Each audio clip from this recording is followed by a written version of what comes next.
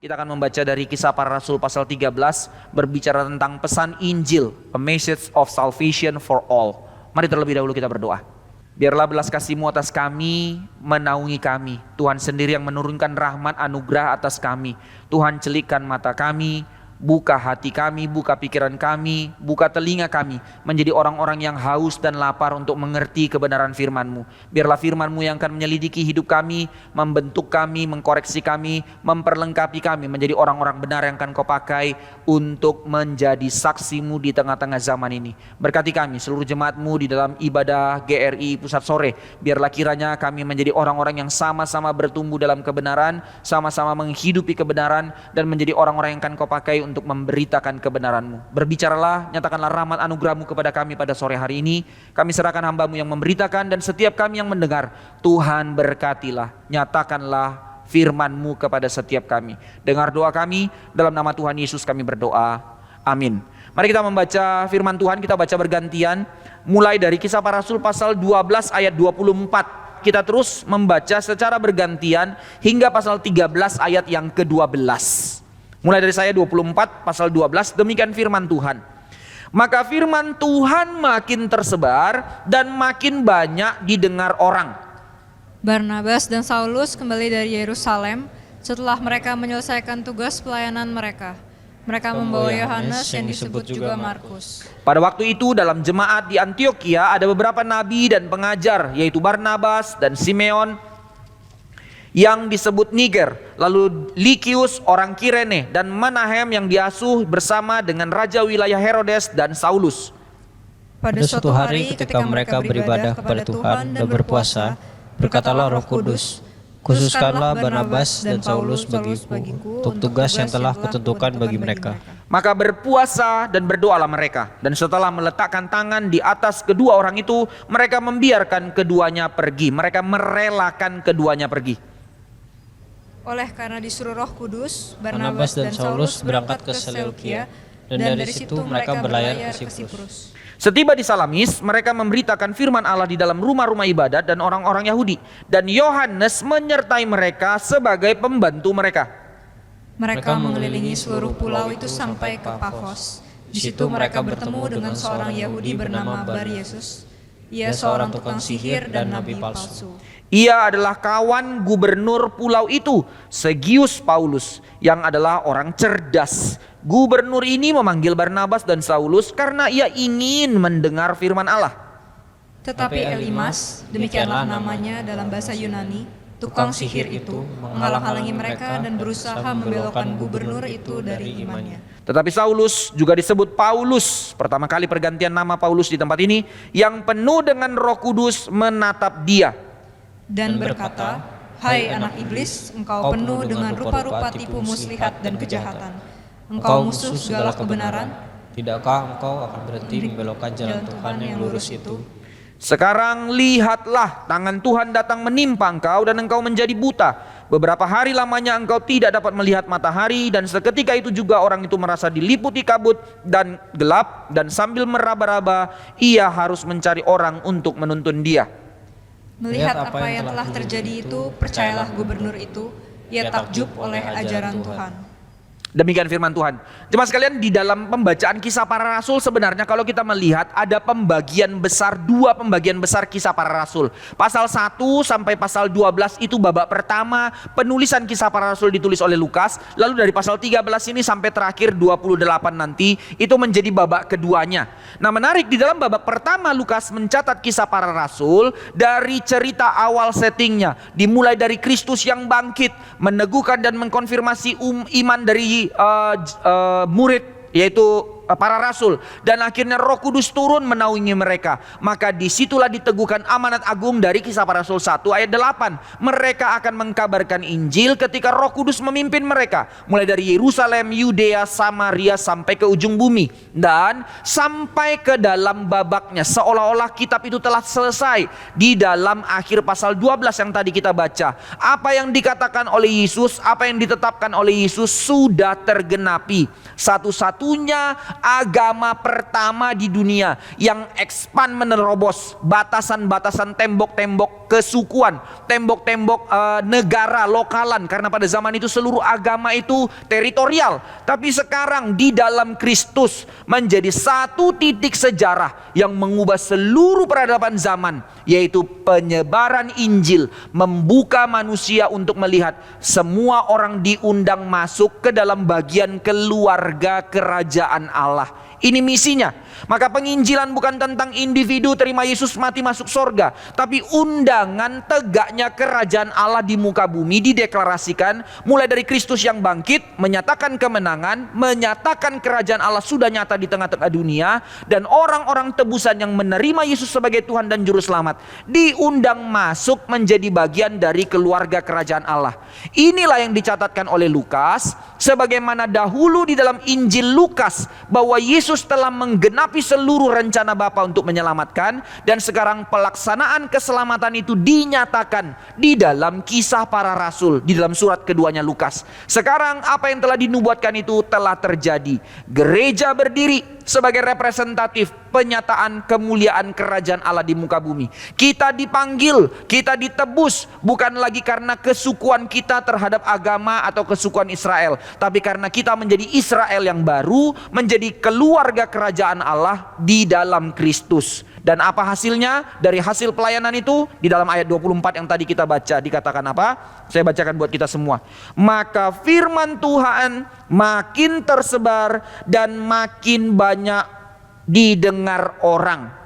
Kalimat ini repetisi muncul kok. Kenapa ini menjadi penutupnya? Di dalam pasal 2 dikatakan jemaat mula-mula bersekutu dan tiap-tiap hari jumlah mereka ditambahkan. Di dalam pasal 5 juga muncul. Di dalam pasal 7 juga muncul. Lah ini pasal 12 muncul lagi. Kenapa ini dikatakan ending babak pertama? Karena sebenarnya secara amanat agung ini ekspresi yang dinyatakan Lukas bahwa Injilnya tidak hanya lagi lokalan. Dulu pasal 2 itu hanya di Yerusalem. Pasal 5 ya sejauh-jauhnya sampai orang Samaria yang masih punya darah Yahudi atau darah Israel. Tetapi sekarang di dalam pasal 12 ketika Injil telah diberitakan semakin luas, sudah menyebar ke bangsa lain. Nah ini babak pertama ditutup. Nah sekarang masuklah babak kedua dari Kisah Para Rasul dimulai pasal 13. Apa yang mau dicatat di sini? Apa yang mau kita mengerti dari catatan ini? Mari kita memperhatikan bahwa surat babak kedua ini Lukas mencatat kisahnya dimulai dari kisah perjalanan misi pertama Paulus. Kisah Para Rasul mencatat 3 perjalanan misi Paulus, dan inilah kisah perjalanan misi pertama yang dimana di situ sebenarnya Paulus masih numpang. Mari kita perhatikan, bukan Paulus yang jadi leadernya di titik awal. Sebenarnya yang paling pertama itu adalah Barnabas yang inisiatif ajak Paulus dan Markus. Jadi di dalam perjalanan misi pertama masih Barnabas yang menjadi leadernya di awal. Tapi nanti di dalam ayat ke-13 langsung berubah, Paulus yang menjadi leadernya. Saudara tahu kan ya, kalau membaca kitab Kisah Para Rasul sebelumnya, Barnabaslah yang mengkonfirmasi, yang mengajak Paulus ikut di dalam pelayanan. Dahulu dia seorang penganiaya. Lalu Barnabas seorang yang sudah lebih senior menjadi Kristen, dan memang secara umur dia lebih senior. Tetapi ketika dia mendengar pertobatannya Pak Saulus, semua orang takut ini tipu-tipukah atau bagaimana. Barnabas yang mengajak Paulus dan meyakinkan semua rasul dan jemaat bahwa seorang Saulus adalah petobat yang benar. Oke, akhirnya sudah terima. Tapi sudah terima ya takut-takut dekat juga. Barnabas yang mengencourage dan mengajak Paulus untuk ikut di dalam pelayanan misinya. Sampai akhirnya nanti Barnabas akhirnya yang tadi memimpin Paulus sekarang mau rela untuk nanti dipimpin oleh Paulus, ikut pelayanannya Paulus. Ini orang yang sangat rendah hati luar biasa. Kita belajar melihat gereja dengan cara seperti ini ya. Saudara, bukan karena kita sudah duluan jalan maka semua orang harus tetap ikut kita. Kalau kita melihat misi kerajaan Allah yang diutamakan, ada orang yang lebih besar yang Tuhan pakai daripada kita, dan kita harus tunduk di bawahnya. Terpujilah Allah, sebab segala sesuatu bukan tentang kita, tetapi tentang kemuliaan Allah. Nah ini arti menjadi gereja. Jangan menjadi egois.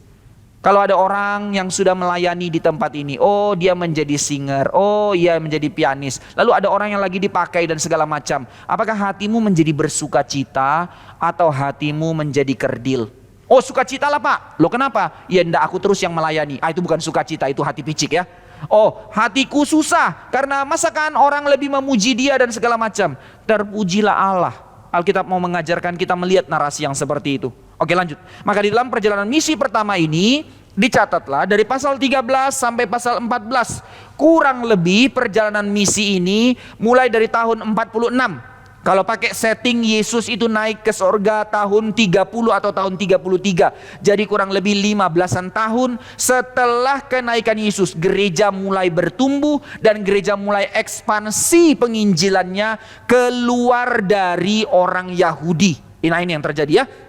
Maka dari tahun 46, 47, 48, 3 tahun perjalanan misi ini mulai dari Antioquia ke Siprus, dari Salamis dan Pafos dikatakan tadi di situ. Kemudian mereka terus berjalan ke Asia Kecil. Nanti mereka akan berjalan di dalam pasal 13, pasal 14 ke Persia, Antioquia Pisidia, itu Antioquia yang lain, Iconium, Listra, Derbe, dan nanti akhirnya selesai keliling-keliling 3 tahun kembali lagi ke kota ini, yaitu Antioquia. Saudara ingat di mana pertama kali orang disebut Kristen? Di Antioquia, di kota tempat bukan lagi orang Yahudi yang dominan, tapi orang kafir. Tapi disitulah gereja berdiri dengan seluruh kompleksitas keragamannya. Justru Tuhan tidak mendeklarasikan gereja orang percaya menjadi Kristen di Yerusalem, tapi deklarasi penamaan itu justru terjadi di Antioquia, di tempat ini.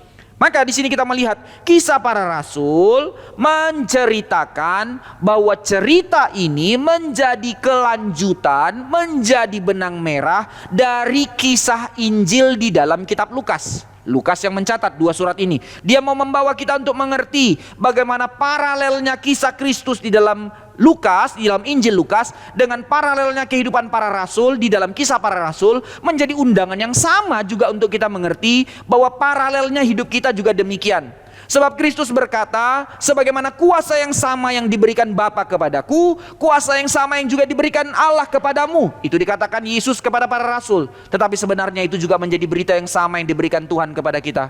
Hai jemaat GRII, mereka tidak menjadi besar karena mereka superhero. Mereka ordinary people sama seperti kita. Tetapi panggilan yang sama yang diberikan Kristus juga diberikan kepada kita hari ini. Sebagaimana kuasa yang sama yang diberikan Bapa kepadaku, sekarang kuasa itu juga diberikan kepadamu 2000 tahun kemudian. Itu sebab tidak ada dari kita boleh berani berkata sebagai gereja, tetapi kita tidak menghidupi panggilan kita sebagai gereja yang diurapi Allah dengan kuasa untuk menjadi saksi di tengah dunia. Maka apa identifikasi kita sebagai gereja? Menjadi saksi, menjadi saksi. Tidak ada yang datang ke tempat ini untuk menjadi tamu yang dilayani. Tidak ada satu orang pun dari kita untuk datang ke tempat ini untuk menjadi penonton seperti datang ke bioskop, bayar, kasih persembahan, kasih perpuluhan, lalu pulang suka-sukanya saya. Everybody come to learn. Everybody come to serve. Maka inilah panggilan yang diberikan Tuhan, sebagaimana kisah di dalam kehidupan para rasul, demikian juga kisah kehidupan kita. Sekarang kita memperhatikan, maka kehidupan dan pelayanan misi Paulus di dalam pasal ini sebenarnya sedang mencerminkan kelanjutan dari misi karya Kristus. Bahwa Injil telah diberitakan hanya karena Roh Kudus yang berkuasa yang telah menyertai. Motif itu yang dikatakan oleh Yesus sebagai motif pengutusan, dan sekarang di dalam ayat yang kita baca itulah yang menjadi dasar pelayanannya Paulus. Ini benang merahnya. Maka ada benang merah tema yang paralel dari kitab Lukas terhadap Kisah Para Rasul. Kita pelajari ini sedikit, baru nanti kita lihat message-nya di bawah. Ada 6 tema paralel antara kitab Lukas dengan Kisah Para Rasul. Apa 6 tema paralel itu? Pertama, apa yang Yesus katakan sekarang tergenapi di dalam Kisah Para Rasul. yang diwakili oleh kisah Rasul Paulus. Bahwa berita keselamatan yang dikatakan oleh Yesus bukanlah berita keselamatan yang hanya kepada satu suku bangsa, tapi kepada seluruh bangsa. Ini sudah dikatakan oleh Yesus dan sekarang itu tergenapi di dalam pelayanan misi Paulus. Bahwa Injil sekarang diberitakan kepada segala bangsa. Universal Injil, universalitas Injil. Inilah yang dikatakan berita pesan keselamatan bagi setiap orang. Ini tema yang mau kita lihat. Maka sekarang Paulus dipakai Tuhan mengabarkan Injil kepada bangsa-bangsa non-Yahudi. Yang kedua, semua itu hanya bisa terjadi dalam pimpinan Roh Kudus. Sebagaimana Yesus dicatat dalam realitas kehidupan Yesus ketika dia inkarnasi jadi manusia pun, dia tidak melakukan segala sesuatu dengan kuasa kealahannya. Tetapi dikatakan semenjak dia dibaptiskan dan seluruh pelayanannya hanya benar-benar terjadi karena Roh Kudus menaunginya. Lukas pasal 4. Maka motif yang sama yang dikatakan tadi, sebagaimana Allah menyertaiku dengan kuasa, kuasa yang sama. Kuasa siapa? Kuasa Roh Kudus. Roh Kudus juga yang memimpin perjalanan gereja, yang memimpin perjalanan para rasul, demikian juga yang memimpin Paulus. Ini dari ayat 3, ayat 2 yang tadi kita baca. Pada satu hari ketika mereka beribadah kepada Tuhan dan berpuasa, berkatalah Roh Kudus, khususkanlah Barnabas dan Saulus bagiku.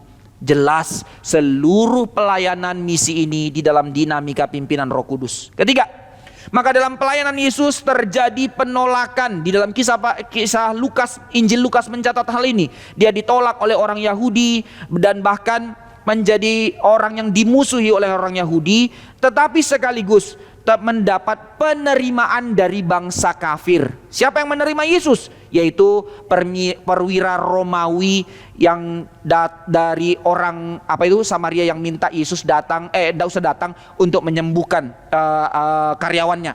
Demikian juga sekarang motif yang sama terjadi di dalam pasal 13 kalau kita baca ayat 45 sampai 48. Yahudi menolak Paulus, justru bangsa kafir menerima Paulus. Motif yang sama. Keempat, perjalanan Yesus ke Yerusalem untuk menggenapi misi keselamatan. Motif perjalanan Yerusalem, Yesus harus mati di Yerusalem, memulai seluruh perjalanan titik keselamatan. Dan sekarang perjalanan itu dimulai dari Yerusalem. Seluruh rasul diutus pergi keluar dari Yerusalem sampai ke ujung bumi. Motif yang sama. Kelima, proklamasi kerajaan Allah oleh Yesus menjadi warta yang digemakan oleh para rasul dan seluruh pelayanan misi. Nanti kita akan lihat ini di bawah. Saudara, apa itu pelayanan misi? Pelayanan penginjilan adalah pelayanan proklamasi kerajaan Allah. Sebagaimana Yesus ketika dia bangkit, di dalam Kisah Para Rasul pasal 1 ayat 3 dikatakan, ketika Yesus bangkit dan menampakkan diri kepada murid-murid selama 40 hari, apa yang dia lakukan? Dia mengajarkan kepada mereka berulang-ulang memproklamasikan tentang kerajaan Allah. Ini pelayanan misi. Jadi bukan soal sempit urusan percaya Yesus mati masuk surga. Bukan itu pelayanan misi. Itu part dari, itu aspek dari misi kerajaan Allah. Tapi deklarasi utamanya bukan tentang kitanya, tapi tentang kuasa Allah, kerajaan Allah yang dinyatakan. Yang keenam, kesengsaraan yang harus ditanggung oleh para rasul. Lukas catat, ini pun pola dari kesengsaraan dan penderitaan Kristus. Sebagaimana aku, demikian juga kamu. Dan demikian juga yang dikatakan oleh Yesus ketika memanggil Paulus. Aku akan menjadikan dia rasulku, dia akan mengalami penderitaan dan aniaya. Nah sekarang itu tergenapi sebagaimana Kristus Tuhan kita harus teraniaya. Apa yang mau disampaikan di sini? Kenapa tema paralel ini harus muncul di dalam Kisah Para Rasul menurut eko dari surat Injil Lukas? Maka sebenarnya Lukas mau memberitahu kepada kita, menjadi pembelajaran buat kita 2000 tahun kemudian, bahwa seluruh pelayanan misi, seluruh penginjilan itu adalah lanjutan dan pelaksanaan yang sah dari karya keselamatan yang universal yang dinyatakan oleh Yesus dan sekarang digenapi dalam pimpinan Roh Kudus. Ini yang Lukas mau kasih tahu. Saudara lihat apa tanda keselamatan itu bekerja dalam hati kita, bahwa pelayanan misi itu akan terus bergerak. Lukas mau kita sadar bahwa bagian dari karya keselamatan itu ketika kita mengalami menjadi orang-orang yang didamaikan dengan Allah, justru kita digerakkan dalam dinamika pimpinan Roh Kudus untuk meneruskannya menjadi alat pendamaian bagi dunia. Ini yang mau disampaikan. Maka penginjilan itu bukan suatu hal berita yang tiba-tiba muncul, tapi ini adalah berita menjadi terusan benang merah dari misi keselamatan yang sudah ditetapkan oleh Kristus. Penginjilan adalah anugerah yang begitu besar yang Tuhan percayakan kepada kita. Sebab di dalam panggilan kita sebagai gereja, kita diutus menginjili. Kuasa yang sama yang diberikan kepada Kristus yang diberikan kepadamu. Apa yang dijanjikan oleh Kristus digenapi di dalam dan melalui dirimu. Maka itu sebab, sekali lagi Lukas mau kasih tahu, saudara, apa alasanmu untuk tidak mau menyerahkan diri untuk diutus Tuhan? Ini motif dari kisah para rasul. Maka karena kita tahu ini anugerah yang begitu besar dari Allah, itu sebab jangan abaikan. Jangan abaikan. Somehow kita berpikir, aduh saya takut, aduh saya tidak mampu, aduh saya kerja saja. Saudara, jangan pikir kerja saja itu menjadi kalimat yang benar. Kerjamu pun menjadi bagian dari misi kerajaan Allah untuk menyatakan maksud Allah di tengah dunia. Karena itu baik-baik doakan dirimu untuk diberikan porsi oleh Tuhan di dalam pelayanan misi. Minta Tuhan libatkan saudara sekecil apapun itu. Amin. Kecil aminnya. Ini aku Tuhan, utuslah mereka. Ya, saudara yang kehilangan anugerah, baik-baik berdoa. Saudara, dalam pergumulan saya mengaminkan hal ini. Dalam saya ikut pelayanan misi pertama kali, saya masih baru tamat dari mahasiswa. Saya sama sekali tidak punya uang. Tapi saya dididik oleh orang tua yang begitu keras, tangan itu tidak boleh gini. Kamu tidak makan pun tangan tidak boleh gini. Ya, ada motif yang baik tapi juga salah ya. Saya tahan kalaupun sampai nggak makan, kalaupun susah. Akan tetapi Tuhan gerakkan untuk ikut pelayanan misi. Ya sekecil apapun, mulai dari keliling satu-satu injili orang, atau mulai dari teman di kampus, atau gedor kos-kosan orang. Tidak ada alasan sebenarnya. Bukan karena saya pada saat itu sudah pasti jadi hamba Tuhan. Pada saat itu saya menjadi seorang mahasiswa, pada saat saya menjadi guru, apapun profesi saudara, tidak ada satu aksi dari kehidupan kita yang boleh dilepaskan dari misi kerajaan Allah, dari misi penyataan kemuliaan Allah, dari menjadi saksi Allah. Saudara, kalau saudara menjalankan seluruh kehidupan saudara, saudara cut panggilan ini. Saudara sebaik apapun dalam pekerjaanmu, tapi tidak ada kesadaran untuk menjadi saksi Tuhan di situ. Tidak ada kesadaran untuk menjadi saksi Injil di situ. Saudara hidup sama seperti dunia hidup, sekalipun saudara baik. Karena ketahuilah, ada orang di luar sana yang tidak mengenal Kristus yang lebih baik daripada saudara. Maka jika achievement kehidupan kerohanianmu hanya saudara menjadi lebih baik, tapi tanpa kesadaran hidup di dalam menjadi saksi Tuhan, saudara gagal mengerti keselamatan yang Tuhan berikan kepada saudara. Mari kita kembali. Maka sekarang kita berfokus kepada kisah para rasul pasal 13. Apa yang mau disampaikan dari apa yang tadi kita sudah baca? Dua hal yang Lukas mau undang untuk kita lihat. Yaitu apa? Dari Injil yang telah memanggil, yang telah membuat kita menjadi bagian dari keluarga kerajaan Allah, yang telah memanggil kita untuk dipersatukan menjadi gerejanya Tuhan. Sekarang apa? Kisah para rasul pasal 13 menunjukkan untuk mengkisahkan sekali lagi apa ciri, apa tanda dari gereja yang sejati. Menjadi satu evaluasi bagi kita, menjadi satu cermin buat kita untuk melihat diri kita sebagai gereja Tuhan. Ini yang mau dinyatakan oleh Lukas. Dan yang kedua, di dalam salah satu ciri dari gereja yang sejati adalah mengerjakan pelayanan misi. Di dalam hal ini kita mau melihat apa sebenarnya ciri-ciri dari pelayanan misi yang benar.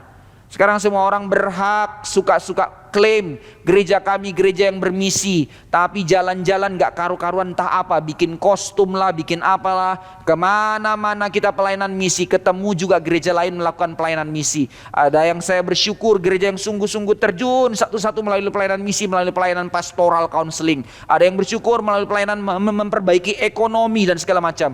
Tapi ada gereja yang datang hanya untuk bawa sembako, nyanyi-nyanyi lalu pulang dan bilang kami sudah penginjilan. Celaka benar. Maka itu sebab kita harus kembali kepada prinsip Alkitab. apa arti dari pelayanan misi sesungguhnya. Tapi sekarang kita lihat mulai dari yang pertama. Lukas mencatat Kisah Para Rasul 13 untuk menunjukkan ciri-ciri kehidupan gereja yang sejati. Saudara lihat ya, motif ini sudah ada di dalam babak pertama. Tanda dari ciri-ciri gereja yang sejati ditulis di dalam pasal berapa? Di dalam Kisah Para Rasul babak yang pertama. Ada yang tahu? Pasal 2. Kisah Para Rasul 2 ayat 41 sampai 47 mencirikan tanda gereja yang sejati. Nah, sekarang Lukas lagi kehilangan ide, tulis lagi ciri-ciri gereja yang sejati.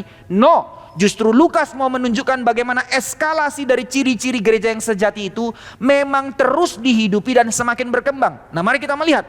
Maka di awal Kisah Para Rasul dicatat gereja Yerusalem lah yang menjadi showcase, yang menjadi pertontonan bagi dunia, tanda kehidupan umat Allah, tanda kehidupan gereja yang sejati. Gereja Yerusalem, kisah jemaat mula-mula, Kisah Para Rasul 2. Kemudian oleh karena penganiayaan dan penderitaan, maka berkembanglah pengabaran Injil, khususnya setelah kematian Stefanus. Orang-orang yang akan dianiaya kabur pergi ke kota-kota lain, dan di dalam pelarian mereka justru dipakai Tuhan untuk mengkabarkan Injil. Nah, inilah kisah babak kedua di mana gereja dengan ciri-ciri yang sama tapi berkembang lebih besar terjadi, yaitu gereja apa? Gereja Antioquia menjadi showcase kedua tanda gereja yang sejati. Kenapa perlu dikasih tahu showcase kedua? Kenapa enggak ulang lagi kepada gereja Yerusalem? Kenapa gereja di Antioquia yang menjadi pusat utama kedua iman Kristen? Kenapa gereja Antioquia menjadi gereja yang harus menjadi contoh tanda dari ciri-ciri gereja yang sejati? Mari kita lihat. Maka saudara-saudara sekalian, menarik sekali. Begitu indahnya Lukas mencatat. Karena kisah di Antioquia ini gereja yang benar-benar total berbeda dengan jemaat di Yerusalem. Kenapa? Gereja ini sangat heterogen, gereja ini sangat kompleks. Kita perhatikan ya. Maka ciri gereja yang sejati, tanda Antioquia sebagai gereja yang sejati, sebagai showcase, representatif dari gereja yang sejati itu gereja yang bagaimanakah? Pertama, gereja yang sejati hidup dalam komunitas yang beragam. Ingat dahulu mereka di Yerusalem hidup dalam persekutuan. Sekarang bukan hanya ditekankan persekutuannya, tapi digambarkan persekutuan dari komunitas yang beragam. Ayat 1 saudara, itu kalau orang Yahudi baca, ini najis, ini aib. Mari kita perhatikan sekali lagi. Ciri gereja itu begitu luar biasanya punya hati yang besar.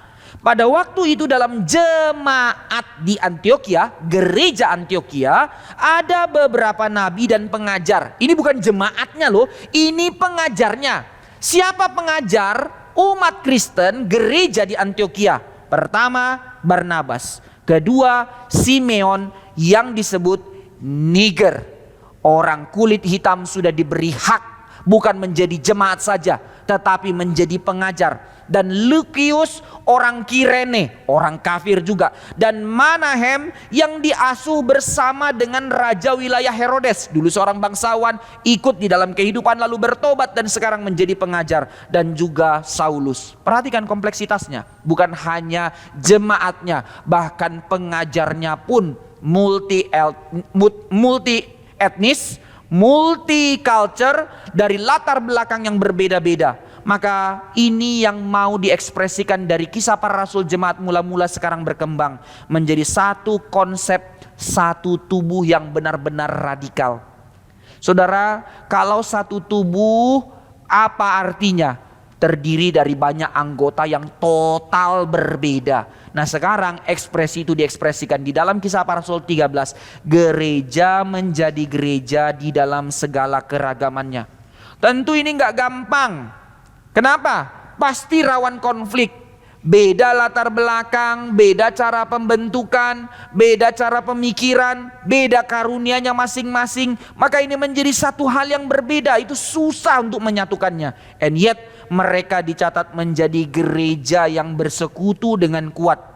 Maka kondisi seperti inilah yang Lukas katakan sebagai tanda dari gereja yang sejati. Gereja yang hidup dalam persekutuan, di dalam keragaman. Maka gereja walaupun solid, tapi kalau di dalamnya homogen semua, itu tidak sehat. Sangat tidak sehat. Maka ada gereja-gereja yang terkenal, kami cepat gede. Kenapa? Coba identifikasi. Semua pasangan muda. Ya sudah, ya semuanya homogen di situ. Tidak sehat, tidak sehat. Gereja yang sejati harus menjadi gereja yang seluruhnya multinya kompleks, multi etnik, multi umur dan seterusnya. Makin susah memang, tapi itulah arti sebagai tubuh. Justru inilah yang disebut sebagai gereja. Dan ini terjadi hanya karena penganiayaan. Konfirmasi, bukan karena kenyamanan dan kenikmatan maka gereja bertumbuh, tetapi melalui seluruh tantangan pergumulan, gereja dipertumbuhkan, gereja dipersatukan untuk berjalan di dalam satu misi yang sama. Maka itu sebab keberbahayaan gereja. Kalau sudah tidak ada lagi visi, tidak ada lagi goal misi, hanya sibuk di dalam, tinggal tunggu waktu, gereja itu pasti berantem. Persekutuan gereja, ini tanda gereja yang sejati. Tapi yang kedua, kalau hanya persekutuan saja, ya cuman kumpul-kumpul, tidak ada dasarnya. Tapi ciri gereja yang sejati yang kedua dikatakan, persekutuan mereka dipenuhi dengan pengajaran. Lihat, multi etnik. Pengajar itu mereka dengar semua. Mereka dengan rela hati mau belajar. Persekutuan gereja yang sejati didasari oleh pengajaran. Gereja yang kumpul hahaha, gereja yang kumpul hanya karena kesamaan selera, gereja yang kumpul hanya untuk nyanyi-nyanyi ndak karuan, untuk memuaskan euforia perasaan emosi. Itu bukan gereja. Gereja yang sejati berkumpul bersekutu dalam pengajaran, dalam kehidupan ibadah, dan dalam kehidupan doa dan puasa. Ini yang digambarkan. Saudara, apa arti kita menjadi gereja di tempat ini? Adakah kita merindukan kehidupan persekutuan yang didasari oleh firman? Adakah persekutuan kita didasari oleh kerinduan untuk beribadah bersama sebagai umat Allah yang diundang oleh Allah untuk menikmati Dia? Adakah kehidupan doa menjadi kehidupan yang kita hidupi? Jika tidak, question mark. Ulang-ulang Kisah Para Rasul mencatat ciri-ciri ini. Mulai dari pasal 2 jemaat mula-mula, lalu bertumbuhnya jemaat di Samaria, sampai akhirnya bertumbuhnya jemaat di Antioquia. Selalu menekankan persekutuan dalam pengajaran dan dalam doa dan dalam ibadah. Justru ini menjadi peringatan serius bagi kita gereja pada zaman ini. Apa arti kita gereja jika kita tidak menghidupi ciri yang sama sebagaimana gereja yang didirikan oleh Tuhan sendiri? Jujur saja saudara sekalian, mari kita berkaca dengan diri kita. Kita masih terlalu malas untuk belajar. Kita jauh dari kehidupan doa. Kita jauh dari persekutuan yang benar. Hanya lebih kepada persekutuan hahaha. Saya bersyukur ya, ada fellowship dibuat di depan, kalau gathering dan segala macamnya, bikin kopi dan segala macam. Tetapi menjadi satu hal yang di satu pihak kalau dengar seperti pengen ketawa, tapi seperti pengen nangis. Saudara pernah dengar berita ibadah siang ya? Wah, saya bisa dimarahi penatua siang ini. Ibadah siang berusaha untuk dibikin fellowship. Oke, selesai ibadah, Pak Tong selesai khotbah, amin. Oke, bikin fellowship di lobinya sama di lantai 4-nya. Karena diarahkan untuk jalurnya ndak bisa lari, ya sudah ikut karena asyarnya arahkan kan ya, ambil kuenya pulang. Inilah mentalitas penonton saudara, itu bukan gereja. Ngapain kita ke gereja, ngapain? Mari kita terus bertanya, kerelaan untuk memberi diri, itu arti hidup sebagai gereja. Konon lagi kita bisa menjadi gereja yang bermisi kalau kerelaan untuk memberi diri satu sama lain aja tidak ada. Bagaimana kita bisa memberi diri keluar? Maka ini ciri gereja yang kedua. Ciri gereja yang ketiga, apa tanda gereja yang sejati? Gereja yang sejati hidup dalam persekutuan, hidup dalam pengajaran, persekutuan, ibadah dan doa. Dan yang ketiga, di dalam keragaman itu, apa yang mempersatukan gereja untuk tetap terus solid menjadi gereja yang sejati? Karena hidup taat pada dinamika pimpinan Roh Kudus. Ini arti gereja. Saudara, gereja tidak hanya terus hidup di dalam administrasinya, programnya, Tapi seringkali gereja harus sedia di dalam dinamika pimpinan Roh Kudus. Kalau Tuhan suruh gerakkan kita, maka tiba-tiba seperti bencana alam kita jalan. Seperti apa kita jalan? Dalam penginjilan kita jalan. Itu di dalam dinamika pimpinan Roh Kudus. Maka dalam hal ini salah satu terpenting dalam dinamika pimpinan Roh Kudus menjadi ciri gereja yang sejati, yaitu dinamika pimpinan Roh Kudus memimpin gereja menjadi gereja yang bermisi. Kita terus bertumbuh. Saya bersyukur ya, 7 tahun kalau tidak salah ibadah KU sore. Sudah hampir 400-500 orang yang beribadah di sini. Tapi mari tanya sama diri kita masing-masing. Berapa banyak dari kita yang datang ke sini hanya jadi penonton? Berapa banyak? Itu satu hal yang harusnya kita tangisi dan memohon belas kasih Tuhan.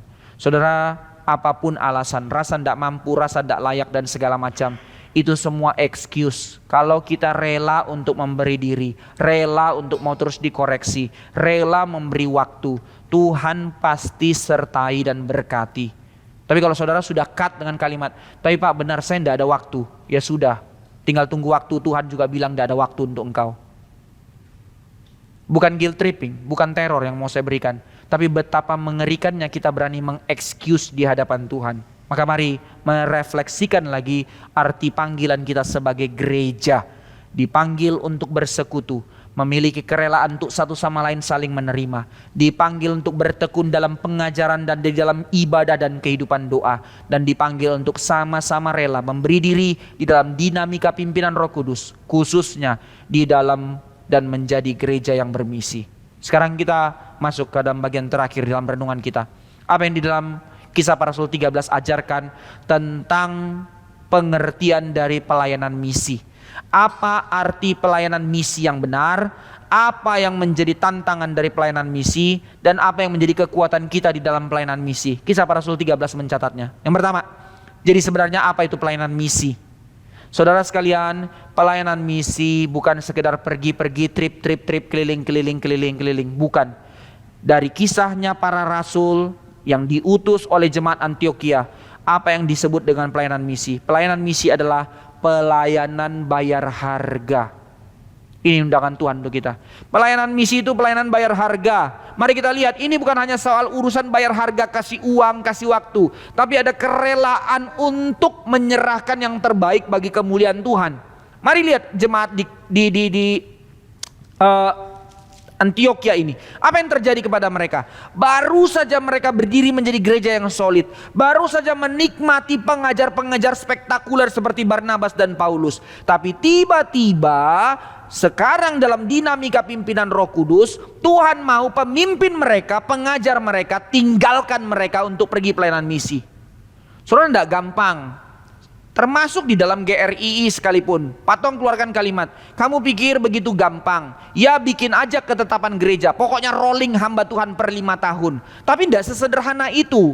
Di satu pihak jemaat bagaimana? Oh sudah sangat menikmati cinta hamba Tuhannya, jangan dong lalu pergi. Wah itu satu hal yang susah. Nanti hamba Tuhan pengganti bagaimana? Bisa terima, bisa adaptasi enggak? Itu enggak gampang. Tapi sekarang di dalam kerelaan apa yang dikatakan? Setelah mereka mendengar Roh Kudus meminta mereka untuk dikhususkanlah Barnabas dan Saulus pergi dalam pelayanan misi. Apa yang mereka lakukan? Bukannya sungut-sukut, bukannya ngambek. Malah mereka yang tumpang tangan untuk doakan dan utus Paulus dan Barnabas. Saudara, kalau hamba Tuhanmu enggak beres, ayo cepat-cepat kita tumpang tangan biar dia pergi, gitu kan ya. Tapi ini orang yang mengajar mereka, orang yang limpah, yang membuat mereka bertumbuh, yang bikin gereja jadi begitu bagusnya dan solidnya. Sekarang harus rela bayar harga, pergi. Bahkan tidak hanya rela, di dalam ayat 3 dikatakan mereka dukung. Mereka mengutus Paulus dan Barnabas. Kata mengutus bukan hanya tumpang tangan. Kata mengutus, mereka memperlengkapi mereka dengan segala kebutuhan mereka. Nah itu sebab tidak ada orang yang jadi penonton dalam pelayanan misi. Saudara tidak pergi, bukan berarti saudara tidak pergi. Saudara ikut berbagian di dalam hal itu. Pikirkan. Maka mari di dalam seluruh berkat yang Tuhan berikan kepada kita, punya hati untuk menyisikan. Dukung pelayanan misionaris, dukung pelayanan-pelayanan diakonia, dukung pelayanan misi dalam gereja. Sehingga hati kita itu benar, kata Alkitab, di mana hartamu berada, di situ hatimu berada. Saudara, kita tidak kurang. Yang sering kali jadi masalah itu manajemen kita yang tidak beres. Maka ini yang menjadi pelatihan kita untuk melihat seluruh kehidupan kita di dalam misi kerajaan Allah. Mereka sadar pelayanan misi sedang berperang dengan si iblis. Maka mereka sadar orang-orang yang diutus ini akan berperang dengan si iblis. Maka mereka menopang dengan doa. Bahkan mereka berpuasa konsisten terus menerus. Itu sebab, sekali lagi, tidak ada satu orang pun dalam gereja yang tidak terlibat dalam pelayanan misi. Serahkan lututmu untuk berseru kepada Tuhan, mendoakan setiap hamba-hamba Tuhan di dalam pelayanan misi. Maka yang kedua, apa ciri pelayanan misi? Pelayanan misi adalah pelayanan konfrontasi. Saudara, ini tantangan kita sebagai gereja. Pelayanan misi bukan pelayanan persuasif untuk bujuk rayu orang. Di dalam satu konsep agama, oh enggak apa-apa dengan nikah saja, oh enggak apa-apa dengan kasih pertolongan supaya dia ikut agama. Itu bukan pelayanan misi, itu cuma memindahkan agama. Kristus tidak pernah untuk ajak-ajak orang supaya pindah agama jadi Kristen, no point. Tetapi pelayanan misi adalah pelayanan proklamasi kebenaran, deklarasi kebenaran, bukan berita yang mengambang, bukan berita harapan yang mungkin, andai kata, umpama, berharap. Tetapi satu kepastian, satu kemutlakan bahwa hanya di dalam Kristus Allah yang inkarnasi datang jadi manusia, mati menjadi kurban pengganti dan bangkit. Disitulah manusia beroleh keselamatan, penebusan dari dosa. Ini berita deklarasi Injil. Jangan salah mengerti saya, bukan berarti kita dipanggil karena pelayanan itu pelayanan konfrontatif, maka kita dipanggil untuk menjadi fundamentalis yang selalu ajak berantem orang. Bukan. Tetapi yang disebut deklaratif itu, bahwa yang disebut konfrontatif itu, kita menjadi orang yang tidak sama dengan dunia. Kita punya standpoint. Kita menjadi orang yang memperjuangkan untuk menyatakan kebenaran di tengah-tengah dunia, yang berintegritas untuk tidak ikut sama dengan dunia yang hidup di dalam dosa. Maka inilah panggilan yang namanya panggilan Injil, panggilan misi, mentransformasi dunia melalui kehidupan kita sebagai gereja. Saudara, apa sih powernya jemaat mula-mula? Mereka nggak punya moneter yang besar, mereka nggak punya militer, mereka nggak punya benteng kerajaan, mereka nggak punya senjata, mereka nggak punya prajurit. Yang mereka punya cuman lutut yang bertelut, yang mereka punya cuman kesaksian kuasa Injil dalam dinamika pimpinan Roh Kudus. Mereka kabarkan kerajaan Roma yang ratusan tahun tak terkalahkan terguncang hanya gara-gara Injil.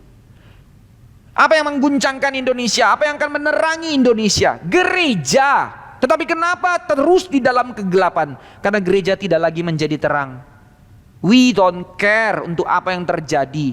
Yang kita pikirkan sibuk dengan diri kita, dengan kampung tengah kita alias perut kita, dengan segala kesusahan-kesusahan kita. Sekarang bukankah gereja sedang mengajarkan orang untuk beribadah hanya sebagai satu pemuasan antroposentrik? Saya datang sama Tuhan supaya saya limpah, supaya saya berkat, saya dan saya. Betapa menjijikkannya gereja menjadi satu hal yang mendukakan hati Tuhan. Itu sebab, sekali lagi, pelayanan Injil bukan soal berita sorga, urusan tempat. Pelayanan penginjilan bukan urusan kemakmuran yang diberitakan, tetapi pelayanan misi, konfrontasi itu, yaitu berita tentang kerajaan Allah di dalam Kristus Yesus yang datang mengubahkan hidup orang berdosa, dikhususkan menjadi milik kepunyaan Allah. Ada tantangan di situ, ada calling di situ. Itu yang disebut dengan konfrontasi dengan dunia yang berdosa. Ini yang para rasul beritakan. Pengabaran Injil dengan pengajaran, bukan satu utopia, bukan euforia pemuasan emosi, tapi didasari oleh kebenaran. Maka itu sebab ketika Paulus memberitakan kepada Sergius, gubernur kota itu, maka Paulus tidak mau kompromi dengan penyesatan yang dilakukan oleh Elimas. Maka dia harus tegur supaya Injil tidak dikontaminasikan. Walaupun bisa saja Sergius marah karena itu temannya, tapi Paulus no compromise. Kebenaran itu kebenaran, tidak boleh ditawar. Ketiga, apa itu pelayanan misi? Pelayanan penginjilan yang dikerjakan itu adalah pelayanan bagi semua orang. Saudara, pelayanan misi tidak pernah pandang bulu. Setelah diutus, Paulus dan Barnabas pergi ke orang Yahudi dan orang non-Yahudi. Dia tidak peduli, dia tidak pikir hanya satu suku bangsanya saja. Dia injili pergi kepada semua orang. Kalau kita melihat, Barnabas sendiri sebenarnya berasal dari Siprus. Pada pasal 11, setelah kematian Stefanus, jemaat tersebar, sudah ada benih Injil sampai di Siprus. Jadi orang-orang yang teraniaya itu sudah lari sampai ke Siprus. Tetapi masih lokalan, kecil-kecil, mungkin rumah tangga. Tetapi sekarang Paulus dan Barnabas datang ke situ. Tidak tanggung-tanggung. Mereka tidak hanya penginjilan kepada keluarganya, kepada satu suku bangsanya. Inilah yang dikopi oleh GRII. Mereka yang pertama kali melakukan yang namanya pelayanan KKR regional. Apa yang mereka lakukan? Mereka berkomitmen, mereka keliling, mereka berjalan mengelilingi kota itu. Mulai dari pelabuhan di Antioquia, itu di sebelah timur, itu Seleukia namanya. Mereka berlayar pergi ke pulau ke Selamis, timur Siprus. Lalu mereka mengitari selatan pulau itu, keliling semuanya. Mereka itari dari kota ke kota kecil-kecil satu-satu sampai dia tiba di barat, di ibu kota, di Pafos, di bagian ujung baratnya Siprus. Maka satu demi satu kota mereka jalan, mereka masuk, mereka jalan, mereka kabarkan Injil. Kurang lebih 144 kilometer. Nah, kalau kita melihat di dalam konteks seperti ini, betapa luar biasanya orang besar, scholar seperti ini tinggalkan, dan dia katakan semua kuanggap sampah demi pemberitaan Injil. Penginjilan itu bukan pandang bulu, penginjilan bukan cari zona nyaman, tapi satu totalitas, satu komitmen. Injil yang diberitakan kepada seluruh lapisan. Dalam pasal ini secara spesifik, Injil diberitakan mulai dari orang-orang kecil sampai kepada gubernur kota itu. Kok bisa ya gubernurnya panggil? Karena di dalam beberapa minggu dia keliling, pasti gubernur sudah tahu apa yang menjadi pengaruh. Kalau pengaruhnya huru hara, dipanggil pakai prajurit. Tapi kalau pengaruhnya dampak positif, dan kita percaya ini dampak positif karena apa yang dikatakannya, dia panggil, dia pengen dengar, berarti terjadi transformasi bagi pulau itu. Terjadi perubahan, orang-orang yang hidup dalam kegelapan dan dalam dosa sekarang diubahkan untuk dihidup benar di dalam Kristus. Maka gubernur, siapa dia? Antek Romawi. Siapa Paulus? Orang Yahudi dari golongan Farisi. Bagaimana secara hatinya pasti terganggu. Ngapain saya harus kabarkan Injil kepada orang kafir ini? Tapi tidak, saudara, tidak. Tembok-tembok seluruh urusan pride, kesukuan dan segala macam buang. Maka Paulus dengan rela pergi mengabarkan Injil kepada gubernur itu. Maka sengaja dicatat bahwa Sergius orang yang cerdas. Tapi agak ironis ya, cerdas tapi masih suka penyihir. Loh, itu bukan tanda tidak cerdas. Nah, inilah luar biasanya. Justru terjadi pembalikan. Injil membuka pikirannya. Di dalam kecerdasannya justru dia bertemu dengan firman, dengan Injil. Jadi orang cerdas pun butuh Injil. Jadi jangan pikir ini berita bodoh. Inilah kebenaran. Dikatakan juga bahwa Sergius yang dipanggil juga Paulus, dia memanggil Paulus dan Barnabas. Artinya pastilah dalam hal itu, sebagaimana yang tadi saya katakan di atas, Sergius telah melihat dampak yang baik yang telah dilakukan Paulus dan Barnabas ketika mereka mengelilingi seluruh kota itu dalam penginjilannya. Tapi bukan berarti pelayanan misi itu pelayanan yang mulus-mulus saja. Ada tantangannya kan ya? Oh ya, enak sudah dipanggil sampai gubernur, tapi pada saat panggilan itu terjadi ada tantangan. Apa tantangannya? Yang kita masuk dalam bagian penutupnya. Tantangan dalam penginjilan. Saudara sekalian, ingatlah, ketika kita mau melayani Tuhan, kita mau dalam pelayanan misi. Ya, itu mandatnya Tuhan. Tapi sekarang ada peringatannya. Penginjilan itu berarti engkau rela masuk ke daerah musuh. Ini konsekuensi. Kita menjadi orang asing di tengah dunia. Dan ketika kita hidup di dalam kuasa Injil, di dalam dinamika pimpinan Roh Kudus, saudara harus sadar, kita ini seperti domba di tengah-tengah serigala. Tak gampang memang. Kecuali saudara mengkompromikan diri untuk sama dengan dunia, maka saudara akan merasa hidup ini baik-baik saja. Tetapi kalau saudara mengerti bahwa hidup saudara telah dipenuhi oleh Injil dan untuk menjadi saksi Injil, maka saudara sadar bahwa kehidupan saudara itu adalah sebuah kehidupan yang masuk ke daerah musuh. Si iblis pasti tidak tinggal diam. Dia akan gocoh kita, dia akan terus memain-mainkan perasaan dan emosi kita untuk menjadi orang yang tidak sinkron dengan kehendak Allah. Karena penginjilan itu sendiri mengobok-obok kerajaan si iblis. Maka ketika kita dipercayakan Tuhan menjadi ambasadornya kerajaan Allah, menjadi saksi Tuhan di tengah dunia ini, saudara, iblis tidak akan tinggal diam. Engkau akan mengalami tantangan. Tetapi secara paradoks kita melihat, justru di tengah-tengah tantangan, ketika gereja mengalami konfrontasi penganiayaan, justru di situ Allah menunjukkan kasih setianya. Apa yang terjadi, saudara? Penganiayaan justru membuat gereja semakin bertumbuh dan besar. Kita nggak gila jadi orang masokis kejar-kejar penganiayaan, tapi kita tahu konsekuensi dari integritas kita sebagai orang Kristen. Kita akan menjadi terasing di dunia, tetapi melalui seluruh kehidupan yang komitmen menjalani hidup yang demikian, disitulah kuasa Injil bekerja dan banyak orang dipertobatkan melalui kehidupan saudara. Ini calling kita. Maka tantangannya bisa macam-macam. Ada orang yang menolak, ada orang yang mungkin menghina, bahkan ada yang sampai kepada penganiayaan. Ada juga yang datang seperti sihir yang dialami oleh Paulus di dalam Kisah Para Rasul 13 ini. Ini juga menjadi tantangan pada zaman kita sekarang. Nggak immune kita dari tantangan ini. Khususnya di dalam tantangan kita kepada generasi postmodern yang memiliki cara pikir yang skeptik. Orang-orang sekarang begitu skeptik, mempertanyakan firman Tuhan, Alkitab sebagai firman Tuhan, menganggapnya sebagai dongeng, sebab zaman ini berfokus kepada teknologi yang sangkanya lebih membawa kepada pengharapan. Akan tetapi justru di sini jawabannya, justru di sini konfirmasinya. Di sisi lain, praktek-praktek mereka mengatakan mereka percaya teknologi, mereka meragukan Alkitab. Tapi apa yang lagi in di dalam zaman ini? Sekaligus mereka mengatakan percaya teknologi, tapi mereka mencari pemuasan emosi mereka kepada apa? Meditatif, healing, yoga, back to nature, spirit-spirit di belakangnya.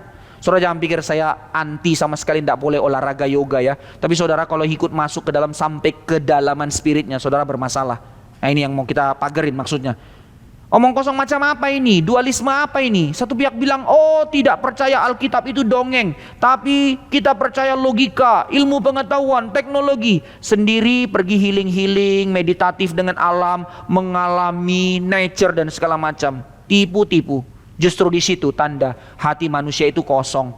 Justru disitulah tanda kita sedang masuk ke tengah musuh untuk mendeklarasikan, memproklamasikan kerajaan Allah. Sebenarnya yang terjadi adalah, apa yang terjadi?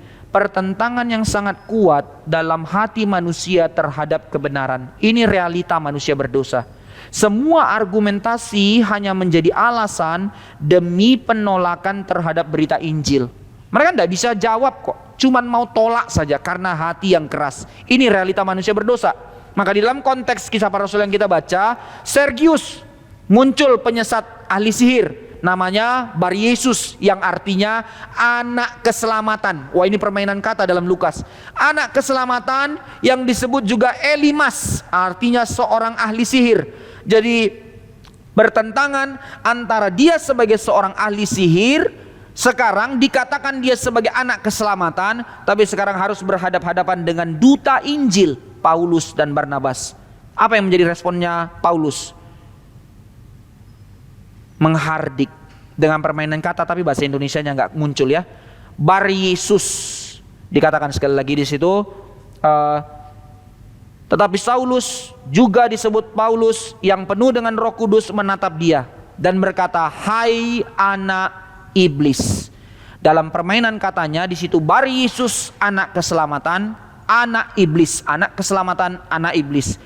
Paulus mengolok-olok power yang dimiliki oleh Bar Yesus, penipu yang membawa orang untuk jauh dari kebenaran, pembelok jalan Tuhan. Engkau pembelok jalan Tuhan, dia stepo. Sekarang kuasa pertobatan terjadi kepada gubernur itu, epistepo. Nah lihat permainan kata yang terjadi. Tidak terlalu penting buat kita, tapi disitulah justru kuasa Injil sedang mempermain-mainkan, mengolok-olok iblis yang sangkanya dia bisa menganiaya umat Tuhan. Karena dia berusaha menggelapkan hati orang yang diterangi oleh firman. Justru sekarang Paulus mengatakan, matamu yang gelap engkau menjadi buta. Poinnya apa saudara sekalian? Kisah Para Rasul mencatat, no compromise dengan penyesatan. Jangan biarkan. Penutup, apa yang menjadi kekuatan dan senjata di dalam misi? Saudara sekalian, bukan kemampuanmu, bukan hikmatmu, maka engkau dimampukan untuk menjadi saksi Tuhan. Tapi apa yang dikatakan di dalam Kisah Para Rasul dari yang kita baca, apa yang menjadi kekuatan para rasul untuk terus pergi? Pertama, konsistensi untuk terus ikut dinamika pimpinan Roh Kudus. Maka disitulah kuasa Allah menyertaimu. Jangan andalkan emosi perasaanmu, tapi arahkanlah hatimu kepada Roh Kudus yang menyertaimu. Paulus berkata, jika engkau telah di dalam Roh, hendaklah engkau dipimpin oleh Roh. Kedua, jika engkau tahu di dalam engkau telah dimateraikan dengan Roh Kudus, konsistenlah hidup dalam kehidupan doa. Karena dengan doa engkau akan peka apa yang menjadi kehendak Allah. Ketiga, apa yang menjadi kekuatan dan menjadi terang jalanmu? Hanya berpegang kepada firman. Apa yang terus dibawa oleh Paulus? Pengajaran firman. Apa yang dilakukannya? Berkeliling untuk mengabarkan Injil dan mengajar. Selalu kalimat itu muncul. Apa yang mempertobatkan Sergius? Sergius tidak melihat kuasa spektakuler mukjizat dilakukan oleh Paulus, tetapi ayat 7 tadi dikatakan ingin mendengar firman. Lalu ayat 12 dikatakan, percayalah gubernur itu karena ia takjub dengan ajaran Tuhan. Firman, saudara, firman. Itu sebab kehidupan yang jauh dari persekutuan dan perenungan akan firman, itu hanya akan membuatmu semakin lemah. Itu akan hanya membuat hidupmu kosong, gak punya kekuatan, dan tidak punya standpoint berhadapan dengan dunia. Jangan menjadi gereja yang bodoh. Maka sangatlah tidak masuk akal kalau hari ini kita masih tetap bilang, saya tidak punya waktu, saya tidak sempat baca dan renungkan firman, saya terlalu sibuk ini dan terlalu sibuk itu. Saudara, itu tanda kebodohan terbesar itu melekat dalam hati kita. Berubahlah. Kiranya Tuhan mengampuni dan mengubahkan kita, dan kiranya Tuhan yang menanamkan komitmen dan konsistensi itu dalam hati kita untuk bertekun dalam doa, merenungkan firman, hidup dalam persekutuan, menjadi gereja yang dipanggil ke dalam untuk diutus keluar. Inilah panggilanmu dan panggilanku sebagai gereja. Jika hari ini engkau mengatakan dan engkau tahu anugerah Allah ada dalam hidupmu, dan engkau telah berani mengatakan engkau menjadi bagian dari gereja Tuhan, saudara sekalian, jangan tunda. Terimalah porsi yang Tuhan sudah sediakan bagimu. Jangan malas. Beri hatimu, beri hidupmu dipimpin oleh Roh Kudus. Amin. Mari kita berdoa. Bapa Surgawi, sekali lagi kami boleh merenungkan. Ini bukan kisah-kisah superhero yang kami lihat lalu kami tonton lalu kami kagum. Tetapi Alkitab dengan jujur menggambarkan ordinary people yang Tuhan telah kuduskan, yang Tuhan telah khususkan, Tuhan bangkitkan, dan Tuhan pakai untuk menjadi saksi Tuhan. Ribuan tahun perjalanan gereja, senantiasa Tuhan terus menyertai, Tuhan terus memimpin, Tuhan terus membangkitkan gerejamu untuk menjadi saksimu. Di dalam panggilan yang sama 2000 tahun kemudian, pada saat ini hidup kami di tempat ini, ketika kami menjadi bagian dari gereja Tuhan, sungguhkah kami mau merindukan untuk menghidupi kehidupan kami sebagai gereja yang sejati? Oh Tuhan, jangan biarkan hati kami menjadi hati yang kecil. Jangan biarkan kami datang ke tempat ini untuk menjadi penonton atau untuk menjadi tamu yang terus dilayani. Beri kami hati yang mau bertumbuh dalam kebenaran-Mu. Beri kami kerelaan untuk memberi diri di dalam komunitas ini menjadi satu bagian di dalam tubuh Kristus. Perlengkapi kami dan utuslah kami untuk menjadi saksi-Mu di tengah-tengah zaman ini. Mohon belas kasih-Mu Tuhan, sekalipun kami selama ini telah terlalu lambat, sekalipun selama ini kami telah terlambat, sekalipun kami selama ini menunda-nunda dan dengan berjuta-juta alasan. Tapi hari ini sekali lagi firman-Mu Kau nyatakan, gelisahkan hati kami, bangunkan kami, sadarkan kami, pimpin kami, pakai kami menjadi gereja-Mu, menjadi saksi-Mu di tengah zaman ini, supaya kemuliaan Allah, kerajaan Allah dinyatakan melalui kehidupan kami. Ini doa kami, dalam nama Tuhan Yesus kami berdoa. Amin.